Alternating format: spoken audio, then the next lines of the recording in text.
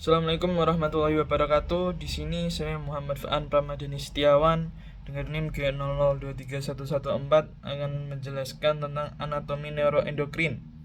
Langsung saja, yang pertama kita akan membahas tentang Brodmann area. Brodmann area yaitu area-area pada sebuah otak yang memiliki fungsi masing-masing untuk mengatur sebuah sistem di tubuh kita. Misalnya yaitu area motorik primer, ya, area 4 yang berwarna merah itu berfungsi untuk melakukan gerakan volunteer atau gerakan sadar wajah dan ekstremitas. Nah, gerakan ini berkaitan dengan tractus pyramidalis, yaitu tractus yang akan menyalurkan impuls ke efektor kita ke bawah nanti. Kemudian ada area 6 di depan area 4, itu berfungsi untuk menunjang juga dari fungsi area motorik primer. Jadi misalnya kita ingin menggenggam sesuatu, kita awal itu menggunakan area motorik primer, namun yang mempertahankan ketegangan otot itu adalah area motorik sekunder ini. Nah, ini berkaitan dengan tractus extrapyramidalis, dan lesi pada area 4 tadi dapat menyebabkan paresis, sedangkan lesi pada area ini dapat menyebabkan apraxia. Kemudian selanjutnya yaitu area sensorik primer, yaitu di belakang dari area 4 terdapat warna biru-biru, itu area sensorik primer. Sesuai namanya berfungsi sebagai sensor atau sumber dari misalnya suhu, nyeri, dan tekanan. Kemudian area gustatorik, yaitu area 43 yang masih di bawah itu, di bawah 1, 2, 3 yang masih berwarna biru, merupakan indera pengecapan.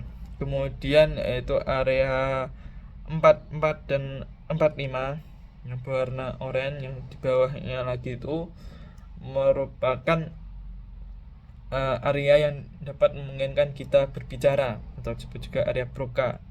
Kemudian ada juga area bicara sensorik. Tadi area bicara motorik, sekarang area bicara sensorik, yaitu di area 39, 40, dan 22 yang di belakang yang berwarna pink itu, atau bisa disebut juga area Wernicke. Tadi area Broca, sekarang area Wernicke. Ini berfungsi untuk kita dapat memahami pembicaraan orang lain. Jadi ketika kita mengalami lesi pada area bicara motorik, kita tidak dapat bicara, namun dapat memahami pembicaraan orang lain. Sebaliknya, jika kita mengalami lesi pada area Wernicke atau bicara sensorik, kita tidak dapat memahami pembicaraan orang lain, tapi kita dapat berbicara. Jadi kita berbicara tanpa suatu tujuan, nyeletus saja gitu ya. Kemudian yang selanjutnya itu area 41 dan 42 yang berwarna hijau di tengah-tengah itu merupakan area auditory primer yang memungkinkan kita dapat mendengar. Kemudian selanjutnya yaitu area auditory sekunder, itu di 22, itu juga berfungsi untuk pendengaran, bersama-sama bekerja sama dengan area auditory primer. Kemudian ada area 17 yang paling di belakang di lobus occipital, itu merupakan area visual primer yang berhubungan dengan sulcus calcarina nanti. Itu berfungsi untuk sesuai namanya untuk melihat atau menerima rangsang cahaya, dan bisa lesi pada daerah ini di sini dapat menyebabkan hemianopsia homonim kolateral.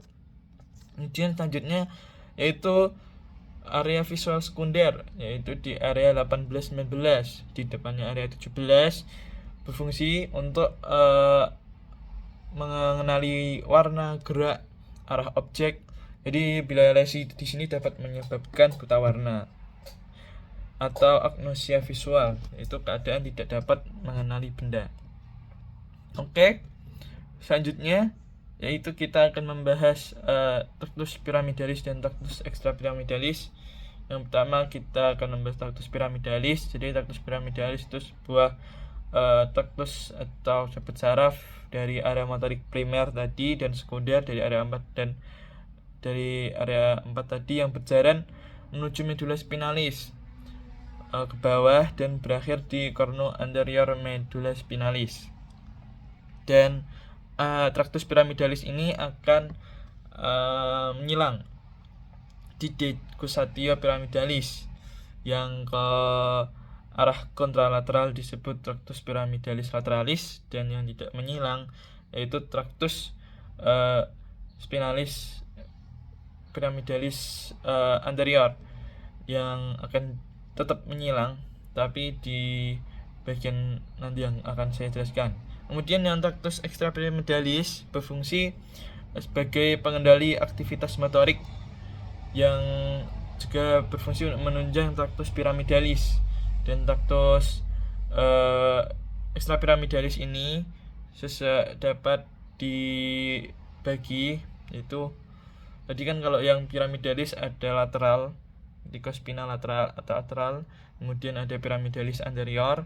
Yang kalau extrapiramidalis ini ada tractus vestibulospinalis, yang digambar bisa dilihat itu, kemudian tractus reticulospinalis, kemudian tractus tectospinalis. Kemudian yang tractus piramidalis tadi kan, yang tractus piramidalis lateral akan menyilang di decussatio piramidalis. Namun yang tractus piramidalis anterior itu akan menyilang di commissura anterior medulla spinalis tinggi segmen yang bersangkutan. Jadi akan tetap menyilang, namun di ketika garis tersebut sudah mau keluar. Nah, sebelum itu tractus piramidalis ini kan dari area bermain motorik tadi, itu di gyrus placentalis, kemudian menuju capsula interna, kemudian menuju pedunculi cerebellaris, kemudian baru menuju ke decussatio piramidalis. Kemudian selanjutnya yaitu kita akan membahas anatomi dari encephalon. Yang pertama yaitu cerebrum. Jadi cerebrum dibagi menjadi beberapa lobus. Yang pertama yaitu lobus frontalis di bagian depan kepala kita ini, itu lobus frontalis. Kemudian ada lobus parietalis di belakangnya lobus frontalis. Kemudian ada lobus temporalis di samping, kemudian ada lobus occipitalis di belakang, dan ada lobus limbilicus. Ini tidak kelihatan jika di sini.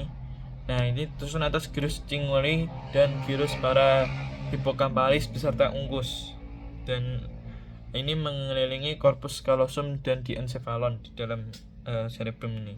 Ini ada lobus insulae, itu yang dibuka itu lobus yang tersembunyi, itu ada lobus insulae. Nah, jadi setiap lobus ini juga terdapat sulcus.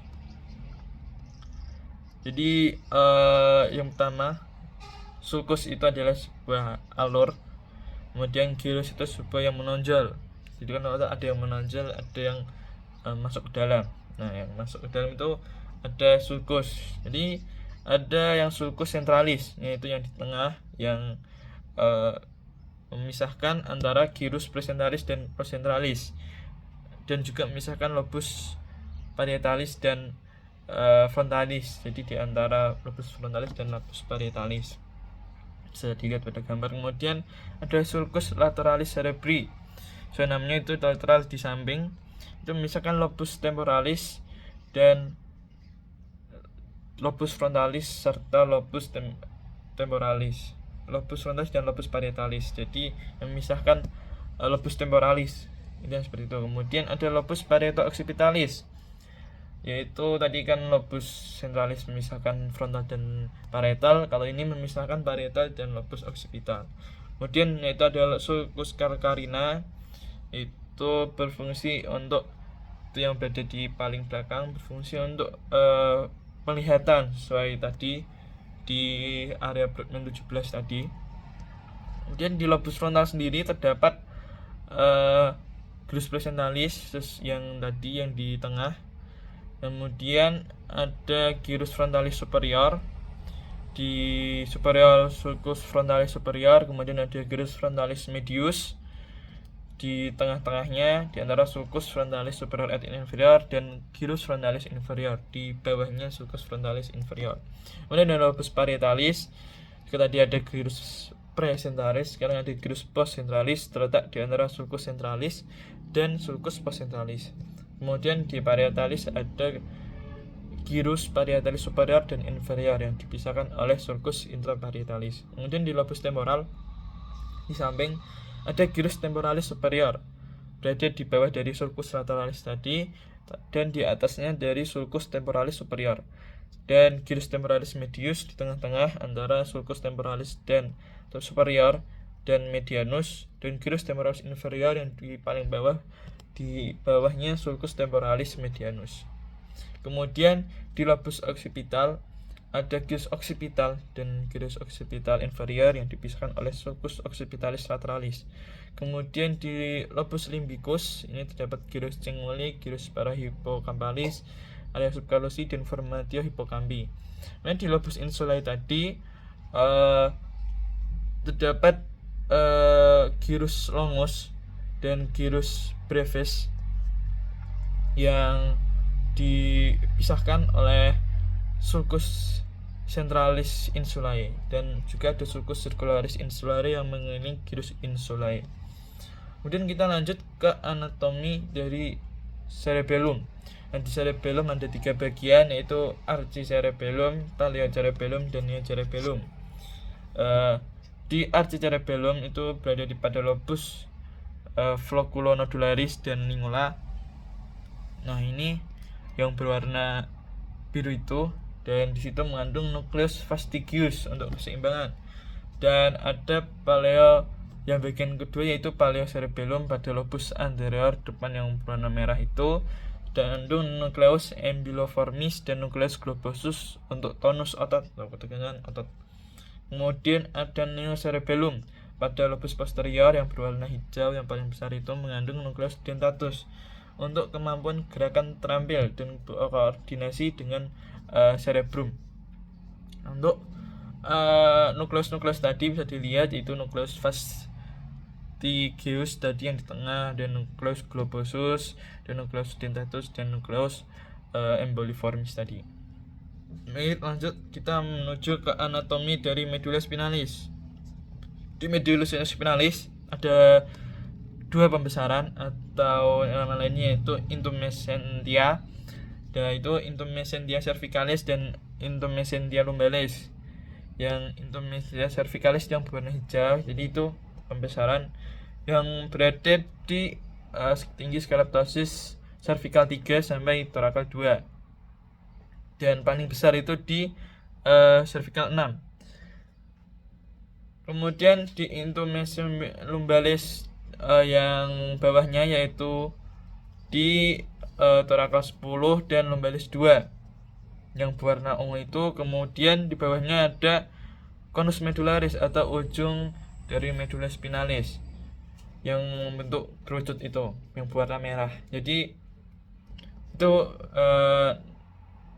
di bawahnya lagi juga terdapat cauda equina. Jadi masih di bawahnya itu terdapat cauda equina. Jadi ketika kita menekan medulla spinalis, di medulla spinalis sampai ke conus medullaris itu nanti seperti keras gitu. Namun jika sudah di cauda equina itu kan berupa sabut seperti ekor-ekor kuda, itu nanti sudah lunak. Jadi cauda equina ini nanti seperti serabut-serabut yang nanti keluar dari os sacrum dan os coccygeus. Dan lanjut dari potongan melintang dari medulla spinalis, yaitu kita bahas dari struktur eksternalnya dulu, yaitu terdapat viscera mediana anterior atau celah di bagian depan, dan juga sulcus medianus posterior di belakang, dan juga terdapat sulcus anterolateralis dan tempat keluarnya radix efferent. Kemudian ada sulcus posterolateris yang tempat keluarnya radix afferent. Kemudian di struktur internalnya terdapat substansia alba yang berwarna putih yang mengelilingi struktur berwarna kupu-kupu itu, yang merupakan dari kumpulan akson-akson yang bermielin. Karena mielin kan merupakan lemak, biasanya bahan dasarnya lemak, dan lemak itu berwarna putih, maka kita melihatnya juga warnanya putih. Dan substansia alba ini dibagi menjadi 3 bagian, yaitu funiculus anterior, funiculus lateral, dan funiculus posterior. Yang anterior itu yang di depan itu, dan funiculus lateral yang di samping, dan funiculus posterior yang di belakang. Kemudian yang substansia grisea yang berwarna abu-abu seperti kupu-kupu itu diisi oleh badan sel dan dendrit, dan di tengahnya terdapat kanalis centralis, medulla spinalis yang nantinya akan terisi oleh liquor cerebrospinal hingga ke ventriculus terminalis. Kemudian kita akan membahas nervus cranialis.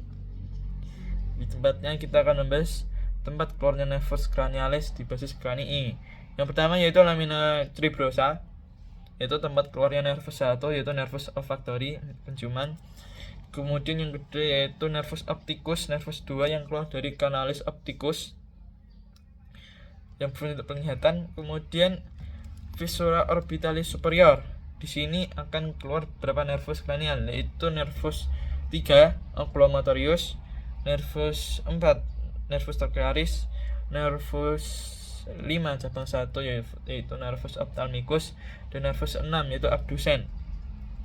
Di selanjutnya itu foramen rotundum akan keluar dari nervus 5 cabang 2 yaitu nervus maxillaris. Kemudian yang selanjutnya itu foramen oval akan keluar nervus trigeminus cabang 3 yaitu nervus mandibularis. Kemudian tadi karena 6 sudah, kita lanjutkan nervus 7 nervus facialis yang keluar dari metus acousticus internus. Di sini juga akan keluar dari nervus 8 yaitu nervus vestibulocochlearis. Kemudian selanjutnya yaitu foramen jugulare keluar dari dua nervus cranial yaitu nervus glossopharyngeus, nervus 9, nervus 3 saraf cranial, yaitu nervus vagus, nervus 10, dan nervus aksesoris dan nervus 11. Kemudian yang terakhir yaitu canalis condylaris, canalis hypoglosis maksud saya, yang keluar dari nervus hypoglossus juga sesuai namanya yaitu nervus 12. Itu kan merupakan tempat keluar basis kranii. Sekarang kita akan membahas tentang keluarnya nervus cranial yang berada di encephalon. Itu yang pertama nervus olfactorius, nervus pertama itu keluar dari bulbus olfactorius di cerebri di encephalon. Kemudian nervus opticus itu tempat keluarnya nervus 2 di chiasma opticus. Kemudian nervus oculomotorius keluarnya di fossa interpeduncularis. Jadi di mesencephaly dapat fossa interpeduncularis yang tempat keluarnya nervus oculomotorius. Kemudian yang selanjutnya nervus trochlearis yaitu keluar di caudal colliculus inferior di mesencephalon juga. Kemudian ada nervus trigeminus keluar dari brachium pontis di pons. Kemudian nervus abdusen keluar dari sulcus bulbopontinus atau keluar dari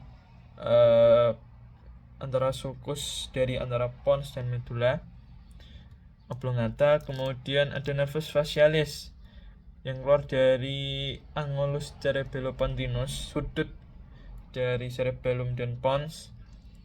Dan di tempat ini juga keluar dari nervus 8 yaitu nervus vestibulocochlearis. Kemudian di medulla oblongata keluar 4 nervus yaitu nervus yang pertama ada sulcus posterolaterales. Di tempat ini keluar 3 nervus yaitu nervus 9 glossopharyngeus, nervus 10 vagus, dan nervus 11 accessorius. Kemudian di sulcus anterolateralis tinggal tersisa 1 nervus cranial yaitu nervus hypoglossus, nervus 12.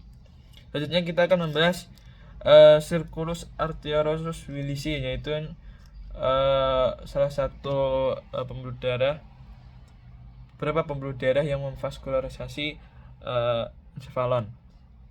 Yang terdiri dari arteri cerebri anterior, arteri cerebri medial, dan arteri cerebri posterior, dan juga 2 arteri comunicans anterior posterior. Jadi awalnya itu dari arteri carotis interna bercabang menjadi arteri cerebri anterior dan media. Kemudian arteri cerebri anterior itu dihubungkan oleh arteri komunikans anterior.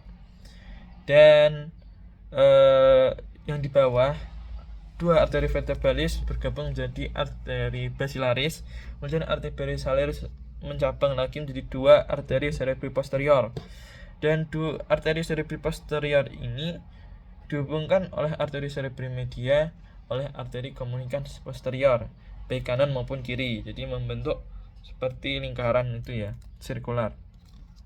Oke, selanjutnya kita akan membahas dari jalur penglihatan, yaitu yang pertama, cahaya menembus kornea bagian luar ring mata. Karena kornea bersifat transparan, cahaya dapat menembus kemudian menuju media refrakta aqueous humor.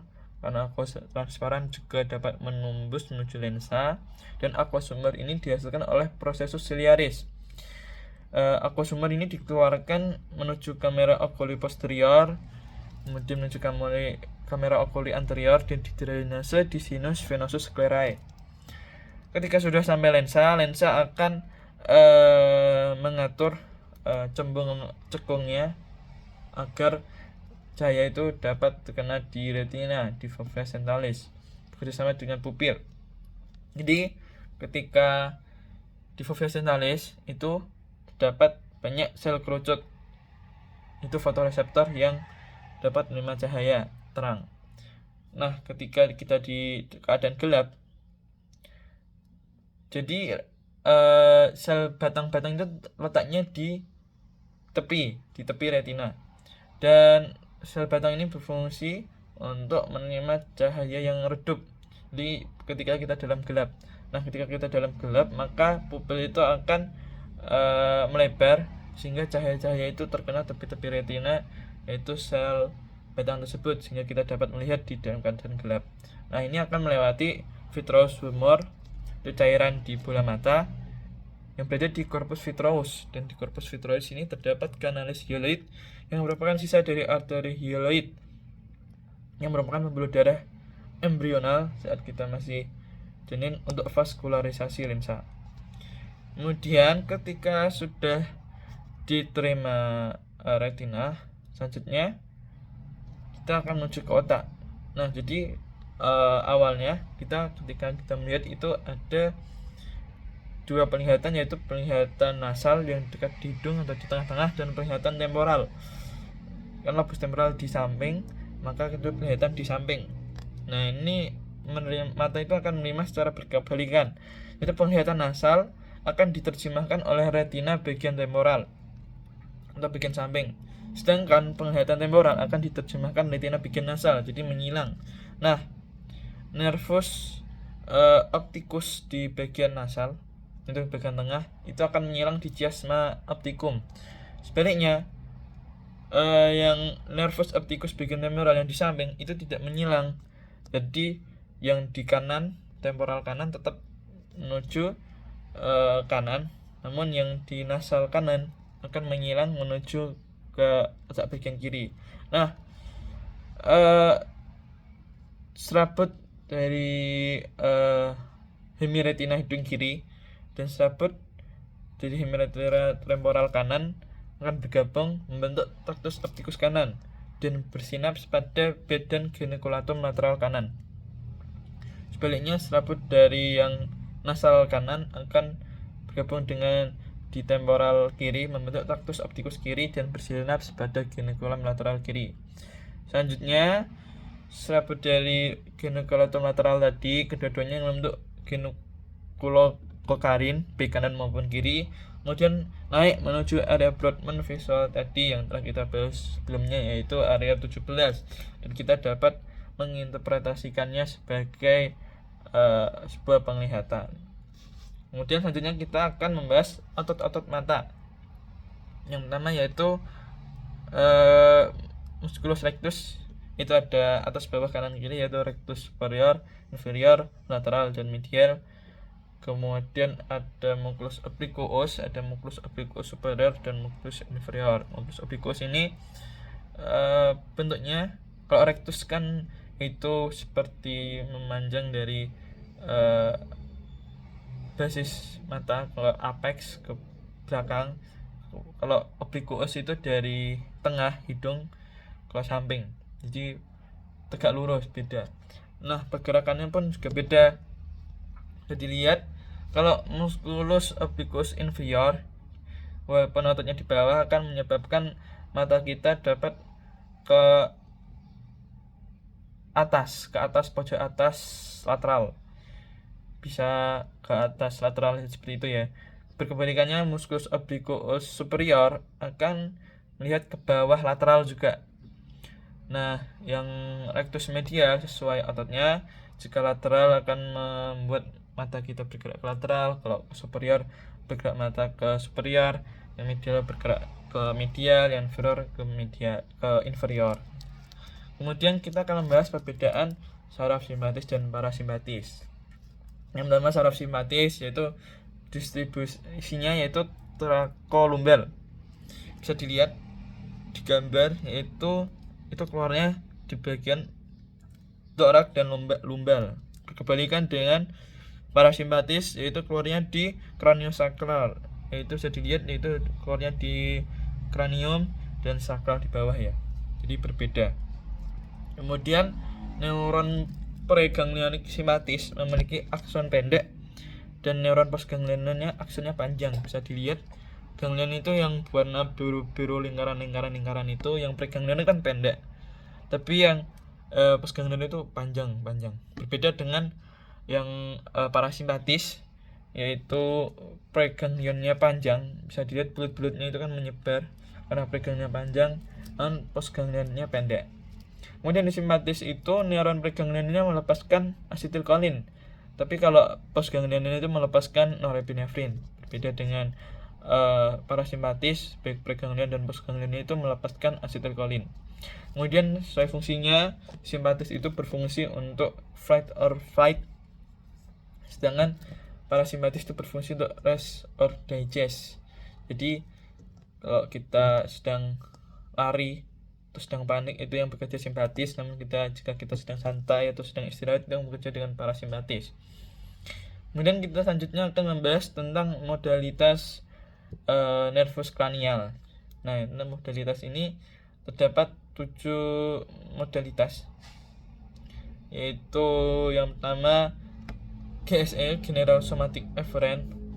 Soalnya namanya general itu umum, somatic itu tubuh, efferent itu keluar. Jadi untuk motorik untuk skelet umum, jadi ketika kita menggerakkan otot-otot biasa itu yang bekerja GSE. Kemudian yang General Visceral Efferent itu kalau somatik kan otot-otot, kalau visceral itu organ dalam, jadi yang berfungsi secara tidak involunter, kita tidak sadar. Nah, ini bisa disebut juga parasimpatis. Dan lanjutnya itu Special Visceral Efferent. Kalau ini spesial, yaitu berfungsi untuk motorik otot skelet yang berasal dari brachial arch, itu otot tengunya, mimik, musculus sternocleidomastoideus, musculus trapezius, otot laring dan otot faring, yang seharusnya somatik namun ini bukan spesial visceral. Kemudian lanjutnya itu General Visceral Afferent. Karena afferent itu sensorik masuk, itu berfungsi sebagai sensorik pada organ visceral, organ tubuh seperti nyeri, suhu, raba, tekan. Ketika kita mengalami luka di organ dalam yang bekerja ini. Kemudian ada Special Visceral Afferent, karena tadi general umum, ini spesial, yaitu berfungsi untuk penciuman dan pengecap yang berkaitan ketika kita makan. Karena kita ketika makan, jika tidak ada penciuman pun maka rasanya akan hambar.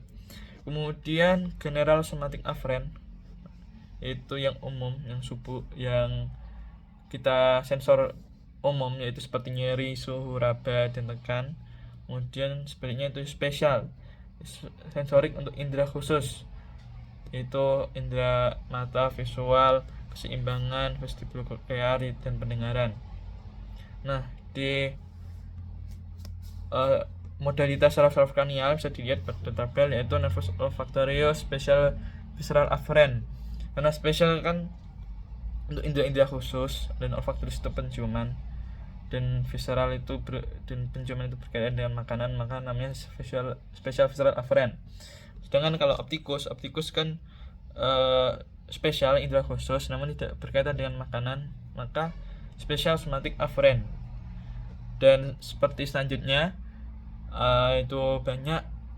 Yang terpenting yang general visceral afferent atau parasimpatis itu dimiliki hanya 4 saraf kranial, yaitu nervus 3, nervus oculomotorius, itu ada nervus facialis, nervus 7, kemudian ada nervus glossopharyngeus, nervus 9, dan nervus vagus, yaitu nervus 10. Ya mungkin itu yang dapat saya sampaikan.